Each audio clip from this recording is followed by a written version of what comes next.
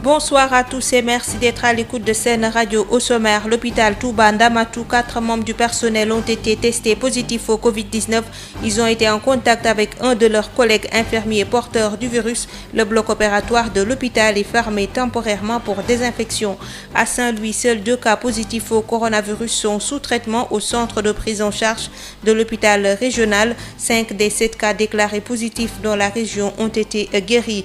Au moment où des efforts sont faits pour trouver un traitement de la Covid-19, la prudence doit rester de mise pour ne pas verser dans la désinformation au sujet de l'efficacité de certains remèdes. L'OMS avertit mais dit soutenir une médecine traditionnelle reposant sur des éléments scientifiques probants. Nous parlerons également de l'impact du coronavirus sur les filières maraîchères. Les producteurs de la zone des Niayes qui craignent une perte de production risquent de ne pas respecter leurs contrats dans les banques et mutuelles. Voilà pour les titres. Alioune Badara Socé assure la mise en onde.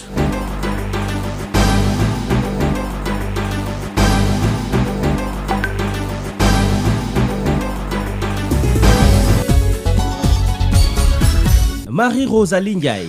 Le contradictoire et InfoSanté vont compléter cette édition. Je vous l'annonçais, l'hôpital Touba Ndamatou enregistre 5 cas de coronavirus parmi son personnel.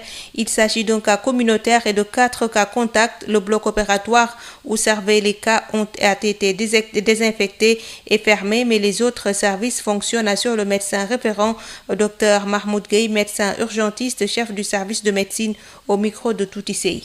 Donc c'est un infirmier qui est au niveau du service de chirurgie, qui a été initialement déclaré positif le vendredi. Donc suite à cela, nous avons effectué un test de l'ensemble du personnel de la chirurgie, soit 27 tests. Et parmi ces 27 tests, on a eu 4 cas contacts qui sont positifs. On a 6 probables, qu'il va falloir retester, et 3 qui sont en attente. On s'est chargé de désinfecter l'ensemble du service de chirurgie, à savoir le bloc, les salles de soins, salles de surveillance et autres. On a eu à désinfecter, et on a fermé temporairement le bloc, afin de pouvoir se réunir pour voir la meilleure stratégie à adopter. Les patients qui viennent pour les consultations ou bien qui ont besoin de venir à l'hôpital, en dehors du bloc, ils peuvent être rassurés. Toutes les dispositions sont prises. L'hôpital, dès qu'on a eu un cas au niveau du national, l'hôpital n'a pas attendu. Nous avons de fait constitué une comité de prise en charge qui se consacre à la gestion du Covid-19. Nous avons eu à faire plusieurs réunions et des formations à l'ensemble du personnel de l'EPS. Il s'en est suivi aussi une dotation du personnel en masque, surtout FFP2, et aussi en produits hydroalcooliques. Saint-Louis, la région a enregistré ce week-end son 7e cas testé positif au coronavirus qui se trouve être un des cas contacts du 6e cas positif enregistré jeudi dernier. À ce jour, seuls les 2 derniers cas sont sous traitement au centre de prise en charge de l'hôpital régional. Selon le médecin en chef de la région médicale, Dr Seynabou Ndiaye, s'exprimait en marge de la cérémonie de réception d'un don de produits hygiéniques et de détergents offert par l'ONG Plan International. Les détails avec Yves Tendeng. C'est un important lot de produits hygiéniques et détergents d'une valeur de plus de 5 millions de nos francs que l'ONG Plan International vient de mettre à la disposition des responsables de la région médicale de Saint-Louis. Un appui qui s'inscrit dans le cadre de la première phase du plan de riposte contre le Covid-19, renseigne Cheikh Ndiaye, directeur régional de Plan International à Saint-Louis. Plan International a élaboré un vaste programme de réponse au Covid-19. Donc aujourd'hui, nous sommes là réunis autour du médecin-chef de région pour lui remettre un lot de produits pharmaceutiques, mais également un lot de produits d'hygiène destinés à l'ensemble des districts, les 5 districts de la région de Saint-Louis.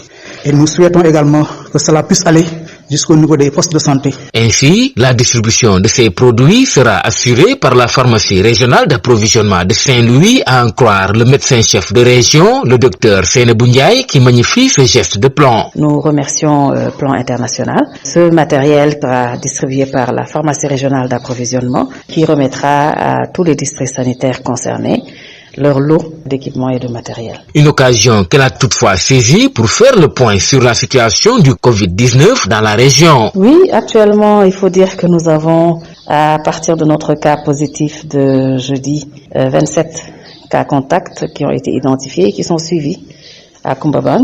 Nous avons eu le premier cas contact positif de ce cas qui a été diagnostiqué samedi et qui lui aussi est hospitalisé au niveau de l'hôpital régional de Saint-Louis. Donc il y a 2 patients qui sont actuellement pris en charge au niveau de l'hôpital régional de Saint-Louis. Plusieurs autres activités sont également prévues par Plan International, toujours dans le cadre de cette riposte contre le Covid-19, et ce pour un montant de plus de 5 millions de nos francs. Saint-Louis, Yves Tendeng, Sud FM. Et puis ce communiqué de l'OMS qui soutient une médecine traditionnelle reposant sur des éléments scientifiques probants. L'OMS reconnaît que la médecine traditionnelle, complémentaire et alternative recèle de nombreux bienfaits. L'Afrique a d'ailleurs une longue histoire de médecine traditionnelle et de praticiens de santé qui jouent un rôle important dans les soins aux populations. Selon le communiqué, des plantes médicinales telles que l'Artemisia annua sont considérées comme des traitements possibles de la COVID-19, mais des essais devraient être réalisés pour évaluer leur efficacité et déterminer leurs effets indésirables. Les Africains méritent d'utiliser des médicaments testés selon les normes qui s'appliquent aux médicaments fabriqués pour les populations du reste du monde. Même lorsque des traitements sont issus de la pratique traditionnelle et de la nature, il est primordial d'établir leur efficacité et leur incognitude grâce à des essais cliniques rigoureux. Au moment où des efforts sont faits pour trouver un traitement à la COVID-19, la prudence doit rester de mise selon l'OMS pour ne pas verser dans la désinformation, particulièrement sur les médias sociaux au sujet de l'efficacité de certains remèdes. De nombreuses plantes et substances sont proposées alors qu'elles ne répondent pas aux normes minimales de qualité, d'innocuité et d'efficacité et qu'aucun élément factuel n'atteste du respect de ces normes. L'utilisation de produits destinés au traitement de la COVID-19 mais qui n'ont pas fait l'objet d'investigations strictes peut mettre les populations en danger et les empêcher d'appliquer des mesures telles que le lavage des mains et la distanciation physique qui pourtant sont des éléments cardinaux de la prévention de la COVID-19. Cela peut aussi accentuer le recours à l'automédication et accroître le risque pour la sécurité des patients. C'est un communiqué signé l'Organisation mondiale de la santé. Les populations de Grand Yoff se prononcent sur les accrochages entre les forces de l'ordre et les habitants de Yeumbeul. Ils invitent à plus de compréhension de la part des forces de l'ordre qui assurent certes notre sécurité, mais aussi d'éviter le zèle dans l'application des sanctions. Amadou Moustapha Dian.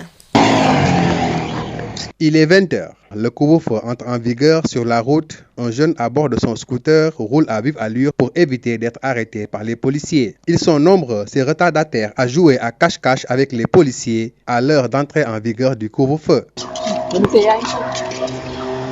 Cet homme, sac à dos bien chargé, porte aussi un petit bol à la main. C'est son dogout, nous dit-il. Il se prononce sur les accrochages qu'il y a eu hier à Yeumbeul entre les policiers et les populations. Il dénonce, s'en désole et appelle à plus de compréhension. C'est une chose vraiment dure pour les populations de Yeumbeul, mais aussi il faudra un peu de compréhension entre les populations et aussi les hommes des services d'ordre. Vraiment, parce que là, la personne est en retard. Elle ne peut pas se justifier. Comme toi, quoi. Oui, on ne peut pas se justifier. D'ailleurs, il ne faut même pas nous donner l'occasion de nous justifier. La première chose à faire, c'est de nous arrêter, et ensuite de nous maltraiter pour nous amener encore à la police, sans pour autant connaître la cause. Oui, actuellement, il est 20h. On est en retard, c'est vrai. Mais situation oblige parce qu'on travaille. Après, je devais passer chez ma mère pour prendre le repas, oui, et ensuite venir directement. Cette fois-ci, je suis en retard, mais ça ne m'arrive pas souvent. Non loin de là, un autre retardataire bifurque et prend une ruelle. Lui aussi presse le pas pour éviter d'être arrêté. Vous êtes un peu pressé, on dirait là. Oui, je suis un peu pressé. Vous rentrez chez vous? Je rentre chez moi. Il est 20h. Parce qu'il est 20h. Oui. Présentement, il est 20h. Il est 20h. Ouais, il est 20h. Donc vous devez être chez vous actuellement. À présent. Il nous explique qu'il y a plusieurs raisons qui font que les populations ne rentrent pas chez elles à l'heure du couvre-feu. Et parmi celles-ci, il cite les conditions dans lesquelles nous vivons à Dakar sont extrêmement difficiles. Donc il faut avoir une petite compréhension par rapport à la population. Il faut que les gens aient conscience que aussi Dakar de quoi il faut que les gens détiennent compte. Les populations sont sorties en confrontation avec les services de l'ordre, ce qui est inacceptable. Ce qui est inacceptable de la part des populations parce qu'il y a les lois sont faites pour être respectées sous peine d'être sanctionnées. Donc les services de l'ordre aussi doivent avoir une certaine compréhension par rapport à la... En tous les cas, ce couvre-feu a été prorogé jusqu'au 2 juin prochain. L'Association nationale des transporteurs et commerçants du Sénégal a injecté 10 millions de francs CFA au fonds Force Covid-19. La NTCS va également remettre un appui financier à l'État gambien dans les jours à venir, mais aussi à nos compatriotes basés en Gambie. Le ministre du Budget promet une transparence et une traçabilité de toutes les contributions reçues dans le cadre de la riposte au coronavirus. Biramandiaï. Dans le cadre de la lutte contre le Covid-19, l'Association nationale des transporteurs et commerçants du Sénégal a injecté 10 millions de francs CFA au fonds Force Covid-19.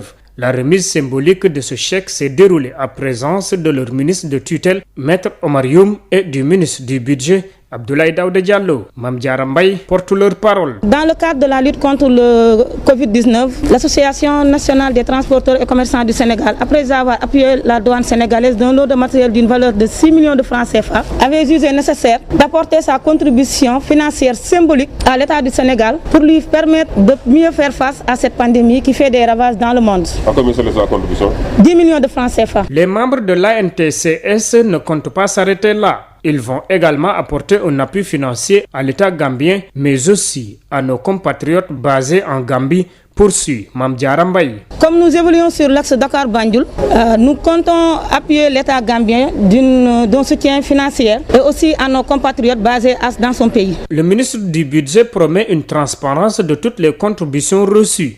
Abdoulaye Daouda Diallo a salué ce geste de l'Association nationale des transporteurs et commerçants du Sénégal. Je vous remercie sincèrement cet élan de solidarité, mais surtout cette réponse aussi à l'appel du président de la République dans le cadre de la lutte contre la pandémie. Et bien évidemment aussi, nous rendrons compte au président de la République. Dans tous les cas, on va publier aussi cette contribution au niveau de la presse, c'est clair. Toutes les contributions, en tout cas reçues, seront connues de tous les Sénégalais. Et je peux confirmer aussi que l'utilisation qui sera faite justement de cet argent aussi sera rendu compte à tous les Sénégalais. Auparavant, l'ANTCS a remis un lot de matériel d'une valeur de 6 millions de francs CFA à la Direction générale des douanes et compte étendre ce geste jusqu'au pays d'Adama Barrow, car évoluant sur l'axe Dakar-Banjul, une manière pour eux de participer à l'effort national de guerre contre le coronavirus.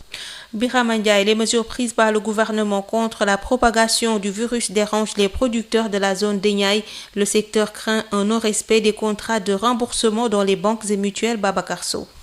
Covid-19. Pour freiner la pandémie, l'État du Sénégal a pris des mesures sanitaires et politiques qui ont des impacts négatifs sur les filières agricoles maraîchères dans la zone d'Eniaï. Le coronavirus, une maladie arrivée en pleine campagne agricole, a fini de vider les poches des producteurs. Confidence du secrétaire général de l'AUMN, Association des unions maraîchères d'Eniaï, qui soutient que le coronavirus a fini de tuer le secteur. Mamoudou Ndiaye, secrétaire général de l'AUMN. La pandémie Covid-19 qui est aujourd'hui en train de vider les poches des producteurs dans la zone d'Eniaï. Pour combattre le Covid-19, l'État du Sénégal a pris des mesures sanitaires et politiques. Et ces mesures sanitaires et politiques ont des impacts négatifs sur les filières maraîchères dans la zone d'Eniaï. Le Covid-19 est arrivé pendant la pleine saison de campagne maraîchère dans la zone d'Eniaï. Cette pleine saison de campagne maraîchère a amené les productions au top. Ça a fait qu'aujourd'hui, tous les marchés fonctionnent au ralenti parce que les mesures prises par l'État du Sénégal a fait que ces marchés sont moins fréquentés par les banabana et commerçants. Très amer sur la question, l'association des unions maraîchères d'Eniaï préconise des solutions et appelle l'État à faire de sorte que les acteurs du secteur ne perdent pas leur production sous risque de ne pouvoir honorer leurs contrats au niveau des banques et des mutuelles. Mamadou Ndiaye. Ce que l'État du Sénégal doit faire aujourd'hui, c'est de faire en sorte que des commerçants puissent venir librement acheter les produits et les acheminer dans les lieux de consommation. Faire en sorte que les producteurs ne perdent pas leur production après récolte ou bien ne perdent pas leur production dans les marchés. La perte des productions dans les marchés, la perte des productions au niveau des périmètres maraîchers peut faire en sorte qu'aujourd'hui les producteurs ne puissent pas respecter leurs contrats avec les banques et les mutuelles, ce qui n'arrange pas la reprise de la production au niveau de la zone des Niayes. Tivaouane, Babacar Sow pour Sud FM.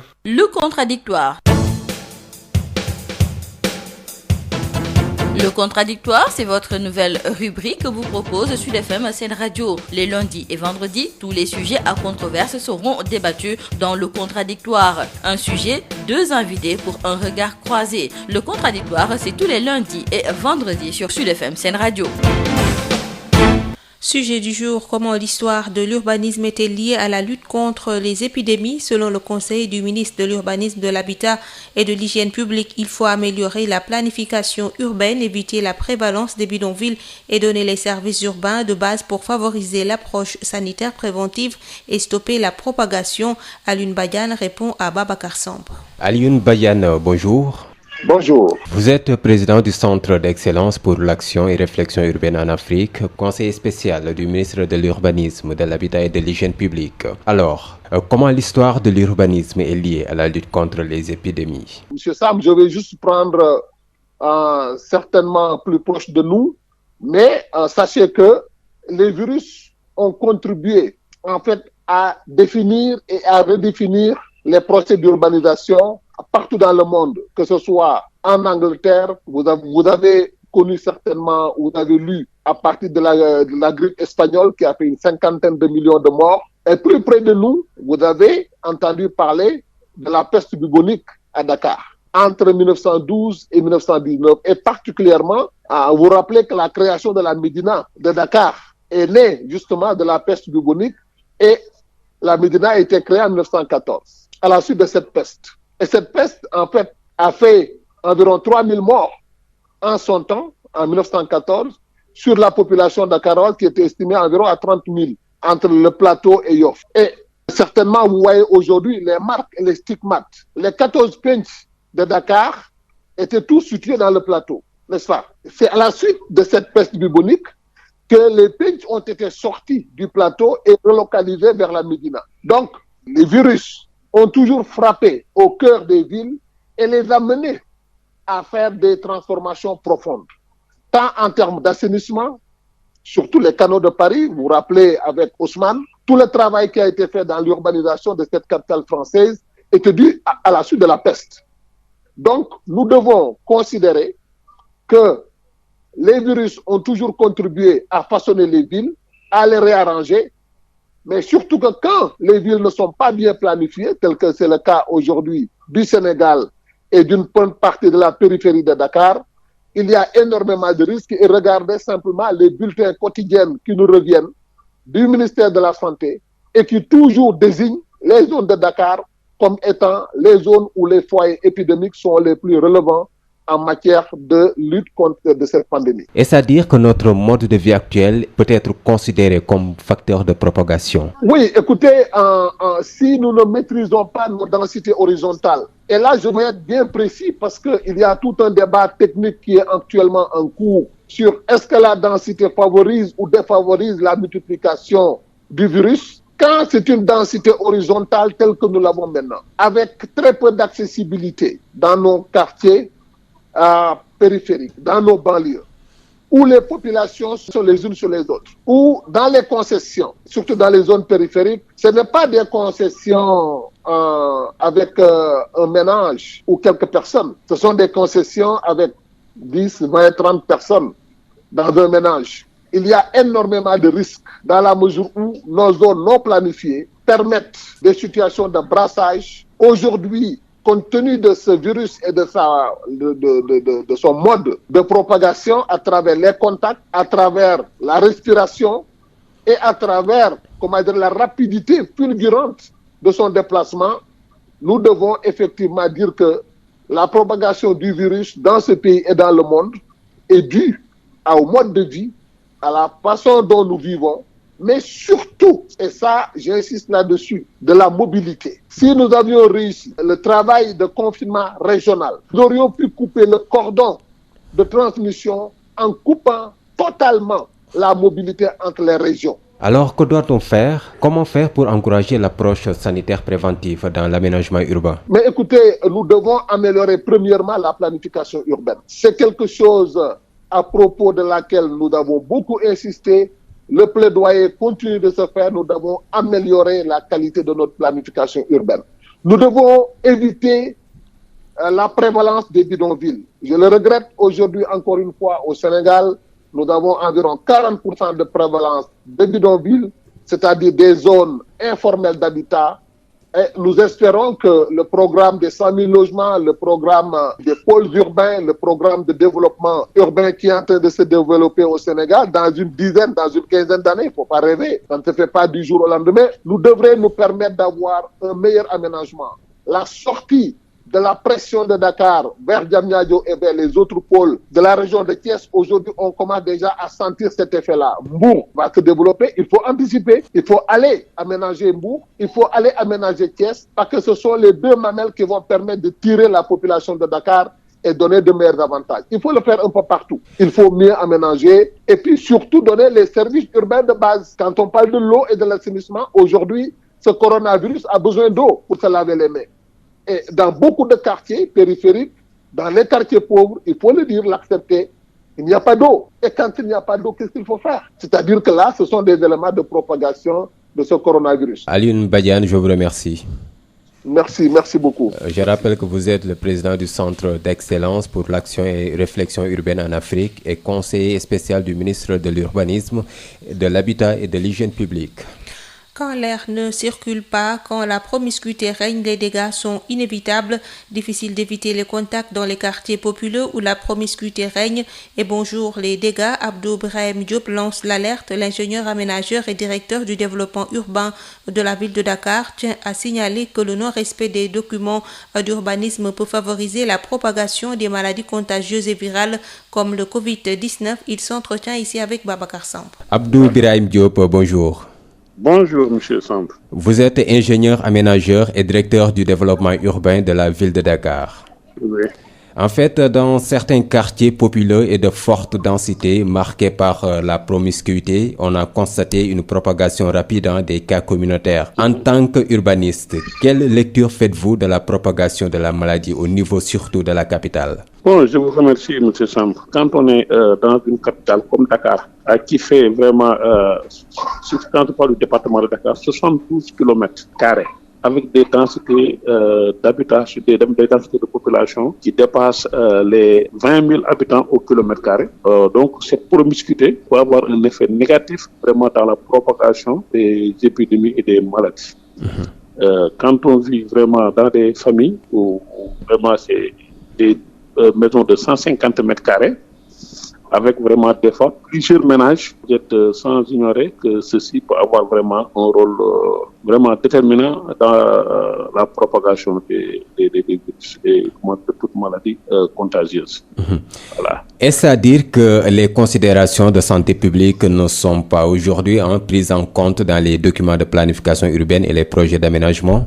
Bien sûr, tout ce qu'il y a comme les aspects liés à l'assainissement de l'habitat, dans les plans même d'habitation, les ouvertures, l'aération, l'éclairage, tout ça, donc, c'est des choses qui sont prises. Et en même temps, quand on fait un plan de lotissement, on est obligé de prendre en compte tout ce qui a trait donc, aux équipements de base. Et dans les documents de planification, donc, vraiment, il est prévu vraiment toutes les mesures qui concourent vraiment à aménager un cadre de vie favorable à une vie vraiment décente. Mais le non-respect de ces documents d'urbanisme, et ça, il faut le dire, les documents d'urbanisme ne sont pas souvent respectés. Et donc, ceci pose vraiment, donc, il peut être une réponse vraiment à votre question. Le non-respect de ces documents d'urbanisme peut être vraiment une source vraiment de propagation de maladies. Au niveau de certains quartiers, on a constaté que la construction de certains bâtiments ne favorise pas la circulation de l'air. Qu'allez-vous dire par rapport à cela? Ah oui, c'est une question très importante. Effectivement, au Sénégal, il existe vraiment des règlements d'urbanisme, du plan directeur d'urbanisme au plan de détail en passant par le temps, jusqu'au permis de construire. Mais le non-respect de ces documents de planification et de ces pièces d'urbanisme pose problème. Dans la mesure où, il y a beaucoup de quartiers de Dakar où il n'existe pas un plan d'urbanisme de détail, où il n'y a pas un plan directeur d'urbanisme. Ils ne sont pas construits. Donc les quartiers flottants comme Grand Yoff, Grand Médine et une partie des quartiers aussi traditionnels.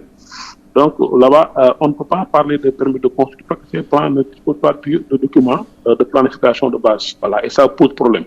Mais au-delà, même dans les quartiers planifiés, des fois, les permis de construire, qu'on autorise, souvent ne sont pas respectés. Quand on autorise à construire, l'autre problème majeur qui se pose, c'est que aussi, même vraiment, regardez dans Dakar actuellement, les immeubles sont en train de pulluler un peu partout, sans les respects du urbanisme. Donc ça, c'est très important. Comme vous venez de le dire, c'est un problème, c'est un nœud gordien pour le développement de l'urbanisme à Dakar. Voilà, je rappelle également que vous êtes le directeur du développement urbain de la ville de Dakar. Au niveau de la ville de Dakar, est-ce qu'il y a des actions prévues en ce sens? Ah oui, vraiment, beaucoup d'actions ont été prévues par l'équipe municipale sous la tête de Madame le maire Soham El Wardini. Donc, dans un premier temps, le conseil municipal de Dakar s'est réuni et a donc vraiment fait, donc, dans un premier temps, voter vraiment une aide pour appuyer la ville de Dakar de plusieurs centaines de millions. Ensuite, nous avons appuyé tous les hôpitaux en matériel, donc désinfectant, psychiatre, donc aux masques, aux lavoirs. Et ensuite concerne aussi la propreté aussi, bien que aussi c'est une compétence que la loi nous confie, mais qui est actuellement exercée par l'UCG, mais ceci n'empêche pas à la ville de Dakar de concourir vraiment à l'aménagement et à la gestion de la propreté, vraiment pour empêcher le virus de se propager et ensuite aider toutes les communes et les populations de Dakar. Donc ça, on peut dire que effectivement, la ville de Dakar est en train vraiment d'appuyer les Dakarois vraiment pour gérer vraiment cette l'endémie. Voilà, Abdou Birahim Diop, je vous remercie. Merci bien. Tout de suite, donc, le journal de la santé avec Ndeye Hadi Diop. Biotox anti-moustique pour le corps, les vêtements, les rideaux et draps vous protège contre les moustiques chez l'adulte et l'enfant. Val d'Afrique vous offre votre journal de la santé.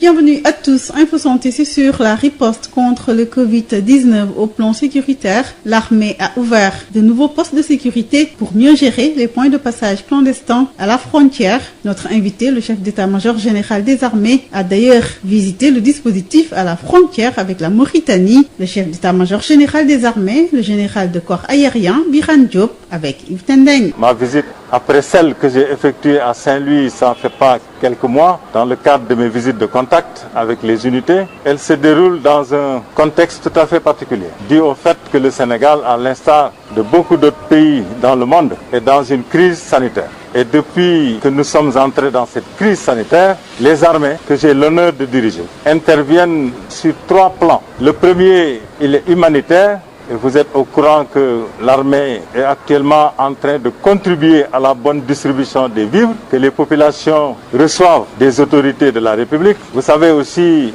que l'armée est très impliquée dans les opérations de riposte à la propagation du coronavirus, en jouant un rôle important dans le respect des mesures exceptionnelles qui sont prises dans le cadre de l'état d'urgence et du couvre-feu. Mais l'armée aussi intervient au plan sécuritaire, comme elle le fait d'ailleurs dans le cadre de sa mission normale. Mais les préoccupations sécuritaires sont plus aiguës aujourd'hui au niveau de nos frontières, et ce qui fait que l'armée est en train de se réarticuler pour être à la hauteur des nouveaux enjeux sécuritaires qu'il y a le long de ces frontières. Nous avons donc de nouveaux postes, des postes additionnels de sécurité. Nous avons mobilisé plus de personnel, mais également nous avons renforcé la mutualisation de nos efforts avec les autres forces de défense et de sécurité. Et j'ai dit aux unités que j'ai visitées qu'au-delà de tous ces efforts, elles doivent également travailler main dans la main avec les autorités administratives, mais aussi avec les élus locaux et les populations dans leur entièreté pour pouvoir avoir des résultats qui sont probants. Voilà la raison principale pour laquelle je suis venu à Saint-Louis, pour délivrer ce message de mobilisation à nos unités pour qu'elles soient à même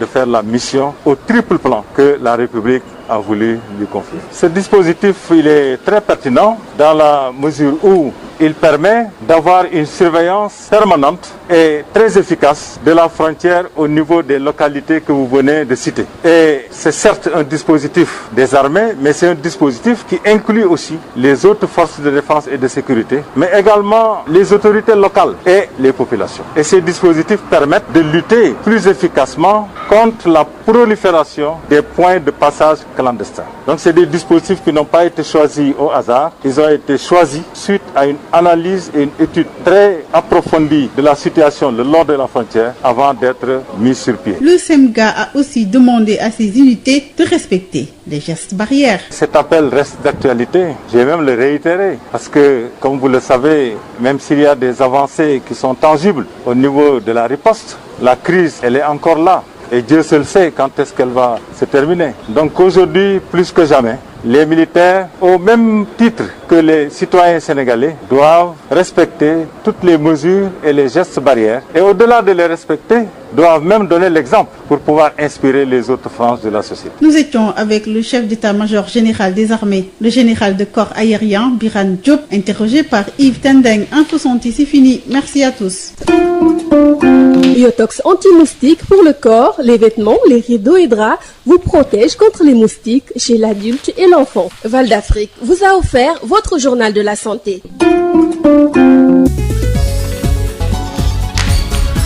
Marie-Rosalie Ndiaye. Mesdames, Messieurs, il est 22h passé de 32 minutes. C'est la fin de cette édition. Je vous rappelle les titres. Hôpital Touba Ndamatou, 4 membres du personnel ont été testés positifs au Covid-19. Ils ont été en contact avec un de leurs collègues infirmiers porteurs du virus. Le bloc opératoire de l'hôpital est fermé temporairement pour désinfection. À Saint-Louis, seuls 2 cas positifs au coronavirus sont sous traitement au centre de prise en charge de l'hôpital régional. 5 des 7 cas déclarés positifs dans la région ont été guéris. Au moment où des efforts sont faits pour trouver un traitement à la Covid-19, la prudence doit rester de mise pour ne pas verser dans la désinformation au sujet de l'efficacité de certains remèdes. L'OMS avertit mais dit soutenir une médecine traditionnelle reposant sur des éléments scientifiques probants. Les filières maraîchères fortement impactées par la Covid-19, les mesures prises par les autorités sont intervenues en pleine saison de campagne.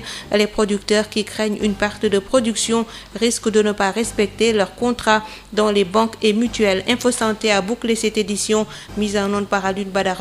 Merci de nous avoir suivis et bonne suite de programmes sur Sen Radio.